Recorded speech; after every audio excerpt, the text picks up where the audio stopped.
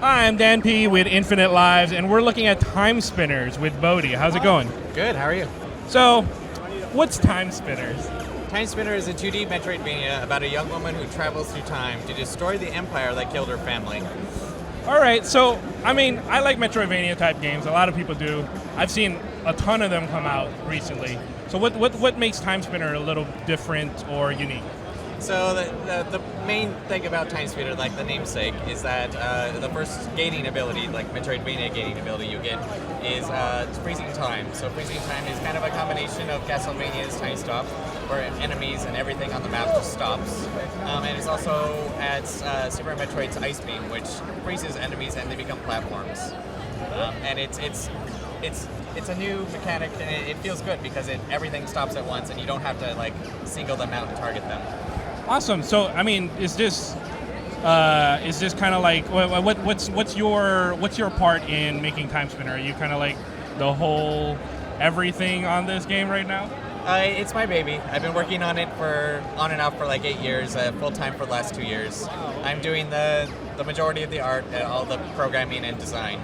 I have people helping with music and sound effects, and since the Kickstarter, I was successfully kickstarted a year ago.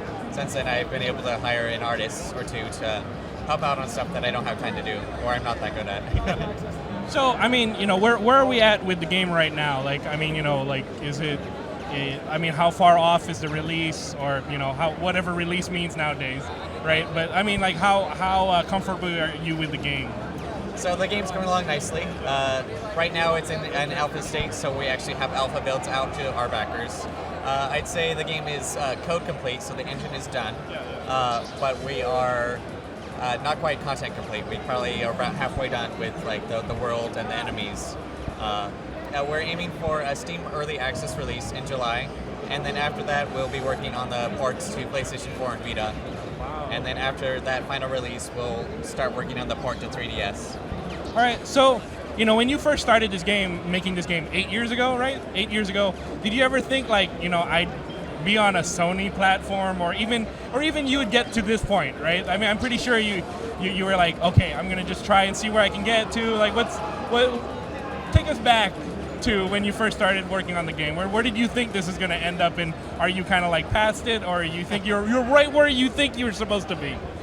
It actually started as a project for a game programming class, and then afterwards I decided to kind of take it farther. At the time, Xbox Live indie games was really big, and I was like, oh, it's going to release on there, kind of like Dust, Elysian Tale, and that kind of thing. But I was also working full time at the time, so I didn't actually really finish the game. So I really had no idea that it would come this far. So it's great. It's been a wonderful journey, and I'm excited for where we're going. Awesome. So, like I said before, there's like a lot of Metroidvanias type of games, or this kind of open world, like non-linear kind of game going on. I mean, one of my favorite games this year is Ori and the Blind Forest. And then Axiom Verge also came out this year. I mean, have you been playing some of these games or seeing what they've done? Has that kind of changed any kind of like your thinking behind the game, or are you kind of this is where we're going? I'm kind of set on this.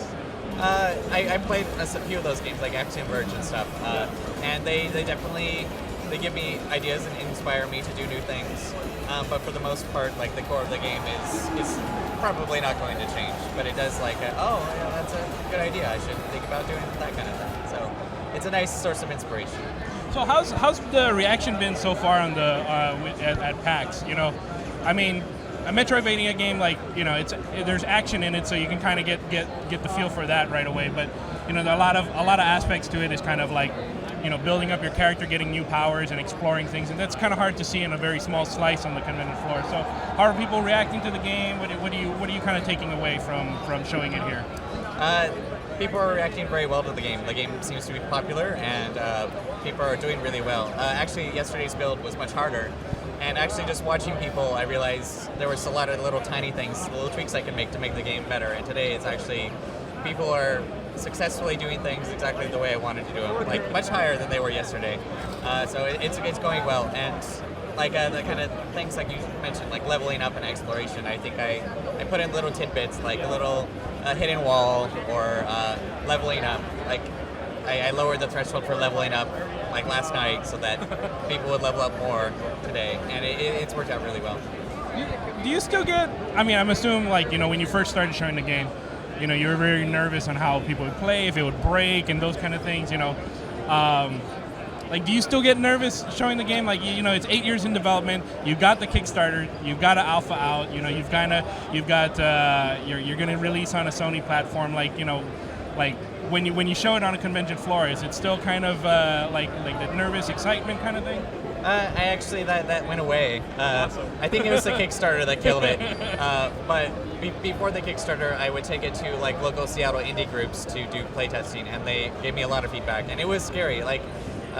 Feedback kind of hurt back then, but like you take it personally, and you've been kind of haven't really showed it to anyone in a long time. So I showed it to so many people that I'm totally okay with all the feedback I get, and I'm excited to have people play. Yeah, once you've been baptized by that Kickstarter fire, everything's all kind of gravy. Yeah, it doesn't matter anymore. So, obviously you played a lot of Metroidvania games, Super Metroid, probably Symphony of the Night. Yeah. And those are kind of games that probably really influenced you and everything like that. Are there any kind of not Metroidvania type games that you really liked, either growing up or playing recently? It doesn't necessarily have to influence Timespinner or something. Right. I'd say Final Fantasy Tactics is a good one. That's not a Metroidvania. Like the character art style, I was actually going for that. And people actually don't usually catch that. They think it's like Chrono Trigger or something. I'm like, I was actually going for Tactics, but yeah.